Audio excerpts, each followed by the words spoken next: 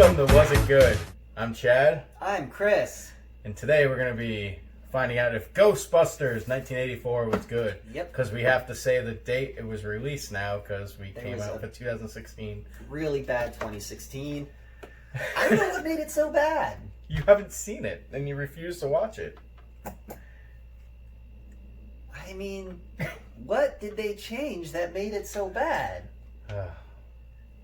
Tell us in Anyway. the comments. Yeah, let us know your opinion. So you were never the biggest fan of this movie. I still don't. I just, 20 minutes ago finished rewatching it with you, Yeah. and I'm still maintaining it's a good movie, I just don't like it. Yeah. It's a great movie. Everything about the movie, in my mind, it's the most moving movie. You know what I mean? Like, it's a movie. Yeah. The characters are well developed. The plot is perfectly fine. The costumes are awesome. The sets are awesome. The special effects are awesome. Every story beat makes fucking sense. This leads to this, which leads to this, which... There's no confusion. It's a great movie. Just don't like the concept, I guess. Hey, well, thanks for watching. Was it good? Yep. No. So... Sorry, I mean, that's my takeaway, man. Well, we'll break down all your thoughts and we'll get into my He thoughts. loves this movie, which It's is... in my top 5. Again, you're allowed to. Yeah. I give you permission. But this movie has Bill Murray, your favorite actor, playing Peter Venkman. Dan Aykroyd, Ray Stantz. Harold Ramis, The Egon. late Harold Ramis. Yeah. The late, great. I really wonder what he would think of the 2016 version. I bet he'd love it. Ugh. Then there's Sigourney Weaver playing the very attractive woman. In some scenes. The 80s attractive. In some scenes, she's just a chick. And then in other scenes, it's like, whoa. There's a common theme in this movie with a lot of stuff we're talking about. It was the 80s. No, you kept making that joke. And it made sense for everything I would say. I can't remember what they were. Dude, she's got sour cream in the fridge. It's the 80s. What? Who has full fat sour cream in their fridge now? I don't want that low fat shit. Nah, fuck it. But also has Annie Potts as the super attractive The super hot secretary lady. Janine. Rick Moranis, who fucking... I don't care what you I say. don't He know steals like a lot of the scenes. I don't in know this who movie. Nick Moranis is. Rick. I said Rick Moranis. Moranis. I don't care what you say. Rick Moranis is like some Jersey. Moranis. Fuck. Oh, and William Atherton as Walter Peck. dude, you forgot one. Oh, you mean Ernie Hudson? How they forgot about putting him into the marketing campaigns and all that Yeah, when promoting the movie? They kind of just left him out of They it. left the hero of the movie out. I'm so glad that you've taken to my opinion. I've always thought he was. Because at the end of the movie, when they all decide to die, Okay, get paid enough for this. and that's when you realize, he was he didn't give a shit about the science. He didn't care about he was just there Until for the that one paycheck. scene in the thing when he's like, listen, this I've shit's seen- real. Well, yeah, but at the same time, up until that was he had a little heroic arc in the last half hour of the movie. Because when they left the mayor's office, he didn't have to go with them. Exactly. He could have just went home and fuck y'all. Well, in the prison, he's even I want my own lawyer. He's Yeah. not a part of the group. and then at the end of the movie, when they're like, all right, we're gonna cross streams and die, he could have been like, fuck it, I'm out of here. I'm not a scientist. I don't need to do this shit. But he's also the second one to put his hand in. Yeah. When Bill Murray he instantly, he was in the team. So is he your favorite character in the movie? Yes, he is my favorite character in the movie. Who's your least favorite character? Bill Murray. Why? I just hate his character. You just hate Bill Murrayisms? I just don't like the character. The character, quipping. I hate quipping. Because quipping, when it makes sense, when they're in the elevator. Yeah, but there's plenty of scenes in this movie where you'd be like, alright, that was a good line. Right. That's what I mean. There's a bunch of scenes where it makes sense. Go get him, Ray. That's a great line. Right? But then there's other scenes where you'll just see him standing in the back being like, I'm just too cool for this. And I hate that. It's the same reason I hate Ferris Bueller. I feel like Bill Murray probably had, you could say 20 jokes, 5 of them fell flat in this movie. And that's to your standards. There was one that fell really flat in the mayor's office. Which one was that one? I can't remember. He said something, and me and you looked at each other like, that just wasn't good. Yeah. Although I do love the one line, how Ramus said, "Your mother." Harold Ramis, yeah. The best insult you could come up with. Mother! Which fits the character perfectly. Right. This is some dorky guy. Harold Ramis might be my favorite character, too. I don't know, it's a tie between them two. I like Winston's character. Dan Aykroyd's character's great in the movie, though. But he doesn't have much, he has the weird blowjob dream. So, yeah, let's talk about that. What was your little theory on that? No, it's not a theory. So the second Ghostbusters was them on like a ghost pirate ship flying through space to fight ghosts in space or whatever. And the studio and Murray and everyone else was like, "No, Dan. No. I think you've been drinking too much You've vodka. been drinking way too much vodka, dude." You're going into your early stash a little too much right now. And but they had filmed that scene sort of as like a test footage because Dan was like, "No, come on, guys, it's a great idea." And they filmed the scene. And they're like, oh, "Fuck, that's a great scene, but this is a terrible idea." I honestly never noticed the set in the pirate outfit. That's the first thing I noticed too, because it shows him in the station and they're all sleeping, and then it cuts to him in a bed, and my brain was like, "See the way they shot tried to it, make it look like a dream sequence." the way they shot it when I was younger, I didn't even notice it was a dream. Yeah, I just that's thought what it I was mean. like them going through different scenes. Dreaming would have like the vignette, and it'd be like kind of soft and fuzzy. But this was just like hard cut to him in a fucking admiral's uniform, laying in bed. I'm just shocked they left that in the movie.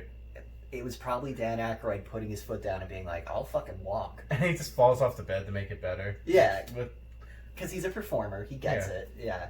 Dan Aykroyd's great. If you haven't seen any Dan Aykroyd movies, watch Coneheads. Coneheads, Blues Brothers. Coneheads, remember that movie? So I watched weird. the end of that the other day. Chris Farley. Yeah. What'd you think of Sigourney Weaver in it with her little character arc? What character arc? Her being the one be like, "Hey, I need help," then turning into fucking A bitch.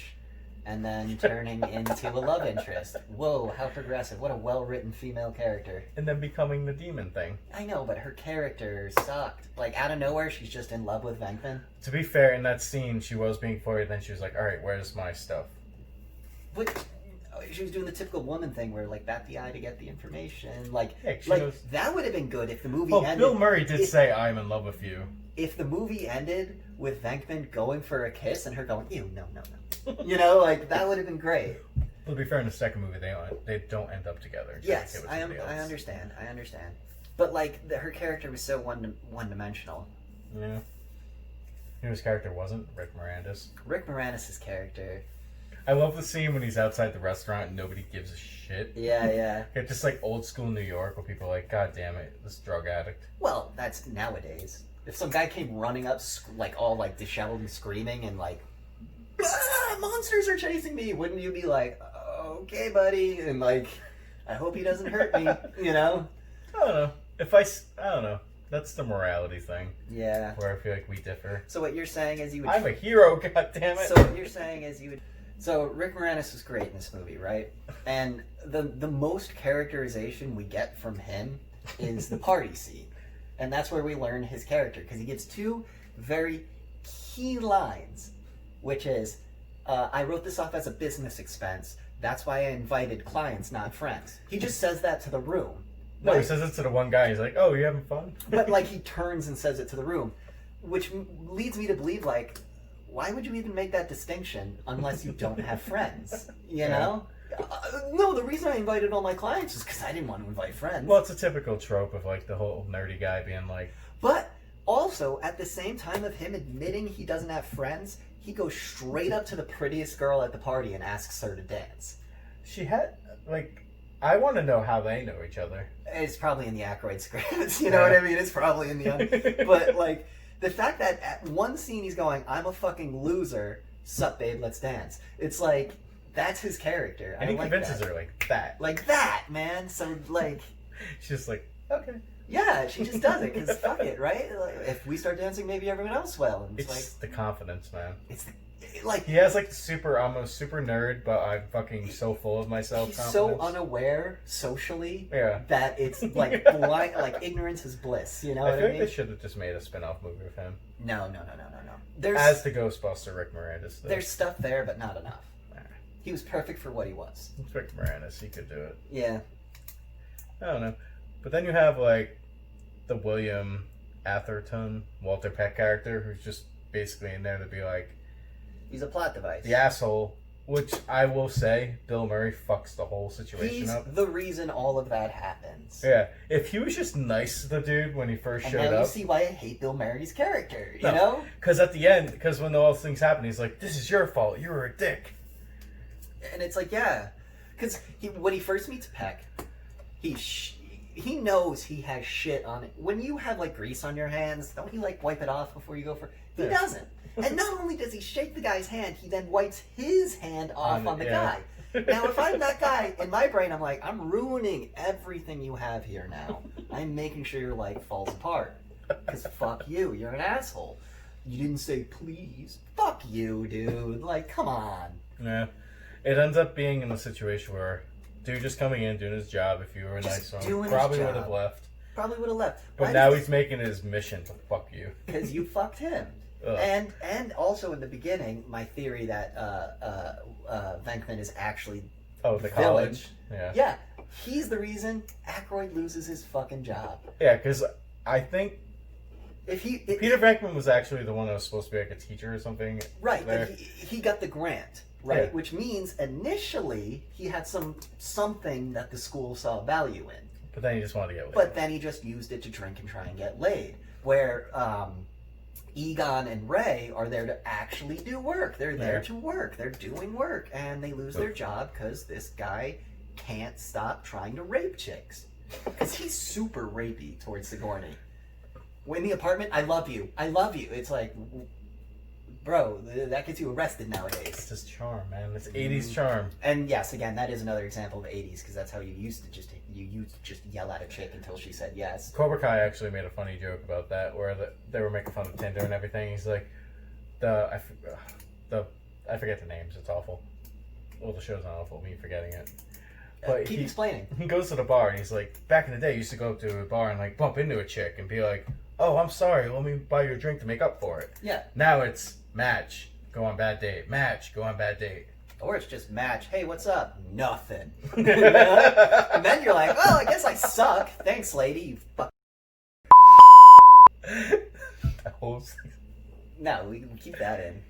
That's funny. Yeah, after they get the whole college thing where they get fired, they pretty much go drink in the street. That was the 80s. They were back in the thing. Nobody's paying attention to them. Then they go to the bank. That guy walks by the camera and stares directly into it. That extra. 80s. Yeah. No, but then they go to the bank and it's like, I had to put a third mortgage on my house.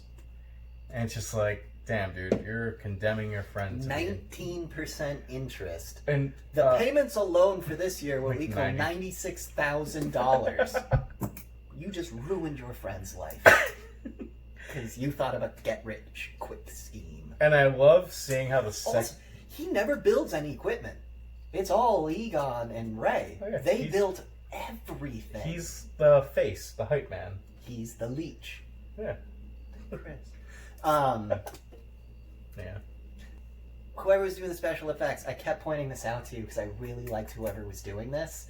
Whoever was the genius that saw what the proton packs did and how the special effect made it like a lash and went, well, instead of just being a clear beam, I'll make it like hot spots. Spastic. Yeah, flare-ups, like it really fucked up here, nothing really fucked up there, and then having a little bit of flame pop out. It's all nuclear fucking... Yeah. Which they're all gonna fucking die of cancer. Yeah. A lazy special effects artist could have just drawn like your basic and not shown any fucking effects to the environment or anything. Yeah. Or shown effects, but just have it be like simple heat scars. You know, just take a can of spray paint. The way they did this movie, it actually looked like you were blasting like a nuclear blast. And when Sigourney's window busts out, yeah, that scene was awesome. Like when the cop car gets into the ditch, like there's some really good. This movie has one of my favorite beginnings to a movie. It is probably one of the best openings to a movie. Just the whole scene with the library and all the stuff happening. It's a nice soft open to let you know what's going on. you instantly know it's about ghosts. Yeah. But they're not like super evil, scary. Like, Yeah, it's not like all of a sudden she gets like possessed. what's and all. that garbage movie where the people get trapped in the house? 13 Ghosts. You didn't like that movie? That movie fucking sucks. You had the girl in the bathtub. You had the weird guy. Yeah, with the yeah, fucking thing yeah. in The his head. 50s guy with the baseball bat, the railroad Dude, guy that with all the spikes. Girl in the bathtub used to make me afraid to close my eyes in the shower. I hated it. Yeah, anyway, yeah. But what I mean is, like, they show the ghost kind of doing mischief Yeah. in the beginning. So you're like, oh, this will be like a fun romp. But by the end of the movie, they're blowing up buildings and fucking... Well, it's a natural progression of fear going amongst the people. The more fear a ghost has, supposedly, the more power. They never say that in the movie. Yeah, you're supposed to just... No, it's it's acceleration of the plot. Like, Yeah. they don't have to explain it. It's just, at first you see, like, the goofy ghost. You see the Belushi ghost. It's fine. It's cool. And then by the end of the movie, they're fucking terrifying and scary because now the drama's more intense and stuff like that. Yeah, there was a little weird balance of between what the ghosts are and what they should Yeah. be and weren't. I mean, we're not the first to point this out, but The zombie ghosts. the zombie in the taxi cab. What? Because they show him as the pink energy going up the tailpipe, and unless, and this is a theory, Thing, just like, this is the theory, that it possessed the car and created an apparition of an undead man driving it. Like, Yeah. the car is the ghost. they could have solved the scene if they made the ghost a little more transparent, like a little bit of see-through, so it looked like the actual ghost from the library and stuff. Yeah, but they went with, like, the fleshy bits and stuff Yeah, like that. I don't know. I think they just had that prop, and they were like, this is too good not to use. I wonder what movie that was from. Think they reused that from any other movie? Or, no. Night of the Living Dead, maybe? Night of the Living Dead, maybe. I was gonna say American Werewolf, because the buddy, you know how he slowly rots every scene? Maybe they were in, like, the prop department, and they were like, that's a good rotting skeleton. I'll fucking put that in my, you know? I don't know. It works if you don't look too much into it. Yeah. But the scene where the ghost coming out of the subway, it looks like it has, like, weird demon wings and stuff. But they show that, because, they show that another time. Like the big, kind of ghost. Yeah, I feel like that was Doesn't more... Slimer do that at one point before going back to being a regular old Slimer monster? No, Slimer's always Slimer. Okay. But I feel like that was, like, a generic effect they had stock. No. Because it came up, looked around, and then it interacted with the environment too much to be stock, I think. Yeah. I don't know. I definitely think they did it a lot better than the 2016 version. Everyone agrees. Because all the ghosts... I don't even want to talk about it. I'm sorry. Why is Ozzy Osbourne having a concert at 11 in the morning? Like, when they go to the concert to fight the ghosts in the 2016 one? Oh, alright. Like, Ozzy's just playing a daytime concert? See, I've seen the movie, you haven't, but I don't fucking remember that. Yeah, and it's like, why is Ozzy, the Prince of Darkness, playing an afternoon show? Because he's old. He has to go to bed, like, at 6. I don't think that's true. Ozzy has that fucking show on, I think it's like sci-fi. And this ties into what we're talking about, because it has to do with the paranormal. It's Jack Osbourne showing him, Ozzy and his Jack's mother, Sharon, all like paranormal clips and things about UFOs and everything, and being like, what's your reaction to it? And the whole thing is just Ozzy being like, that was fucking stupid. And Sharon trying to like be like, oh, it's your son's show, we need to talk about Aren't they it. divorced? I think they're back together now. Well, good for them. I don't know. Back to Ghostbusters though. Yeah. The fucking sets are amazing in this movie. Yeah. This is peak 80s movies where they're only really using like a limited supply of CGI, which they did it pretty well in this movie. Yeah, this movie. Besides for like some of the dog scenes. Well, that's claymation, not CGI. The computer generated images would be the ghosts mostly. The proton packs and everything. The proton. Yeah, but even I think the dogs when they're full body is CGI. No, that's claymation, and they're doing picture and overlapping. Is it? They film the street, and then they film the dog, and then they just layer it. Oh, the lighting is horrible on it though. They need to darken it up and because well, it has like a white shine. What I around think, it. I don't think we'd be seeing that white shine because if we were watching it on an old CRT or something, it would make it would look. If we were watching it on the device it was supposed to be watched on, I don't think we'd see the shine. Which is what you kept saying, like, man, like the weird, like the lighting and the blacks and stuff like that. And I was like, yeah, it's because we're watching it on a fucking LCD screen. They filmed it on film. They had no idea digital was even going to be it. Well, they had an idea, but they didn't know it was coming that direction. Fuck you, crickets. I know, right? Mocking us. None of our jokes land. The music, 80s.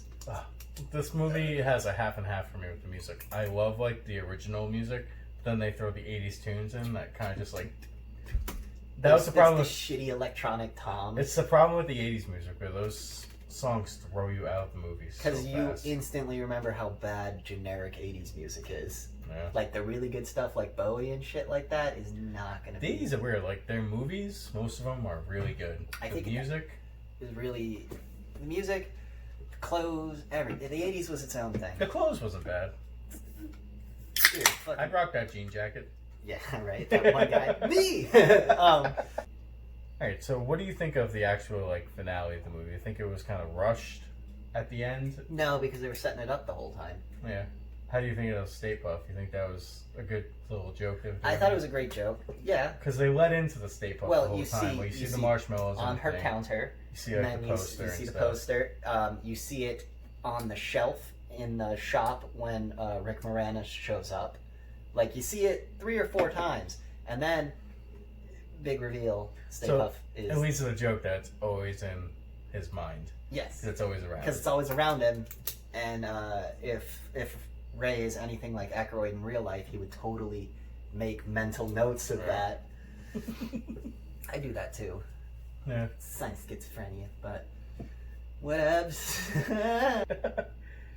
But you don't think it ended too fast with just like cross streams, blow up the thing, then you have all that molted marshmallow falling on people? Yeah, they would all die. How many people do you think could have died during that? Well, there's the one scene where the top of the building explodes and they throw a paper mache rock off it, and there's an extra that's like and the rock goes dunk like right off its head, and it's like that was real. That is one just dead person in the middle of. I do think it's funny that this. How long did you say the script was? Oh, it's something like 800 pages. This movie. Look up how different this movie could have been. Yeah. If the producers and like everybody and Howard Ramis came in. Harold Ramis came in to fix touch the up script and everything, and then they wound up becoming friends. And then it was like, give him a fucking part. You know what I mean? Like this guy's great. Fucking. What's his name? I was saying it during the whole thing. I can't remember his name. Jim Belushi. Yeah. It was supposed to be him and Dan Aykroyd through the whole movie. It was supposed to be, instead of Murray, it was supposed to be Aykroyd and Belushi. Yeah. And Howard Ramis wasn't even going to be in it. It was just going to be them two. Yeah. But then Belushi happened. Yeah. So Murray stepped in. Aykroyd turned in his script. Everyone went, this will be a 12-hour movie. We can't do this. Who cares? Like this is way too much detail about mundane shit. Let's hire Harold Ramis to come in, throw some jokes in, trim it down. They got it to like 300 pages, and they became super friends while working on the script together.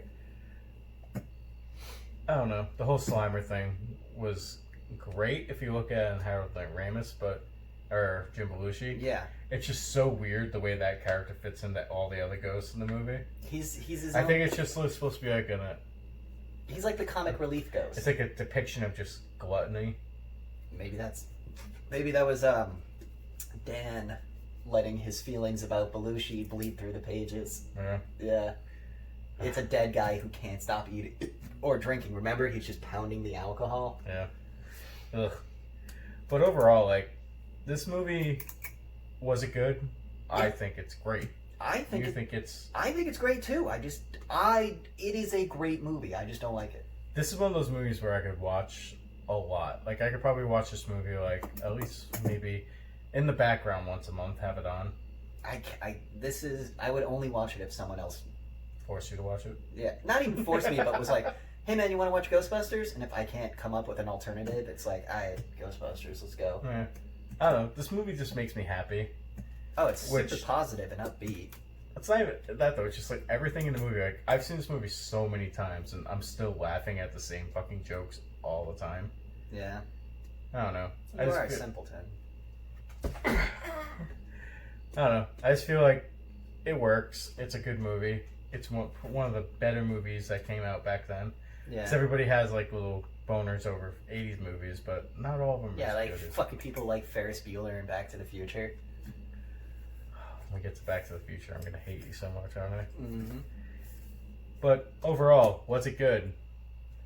Yeah. Yes.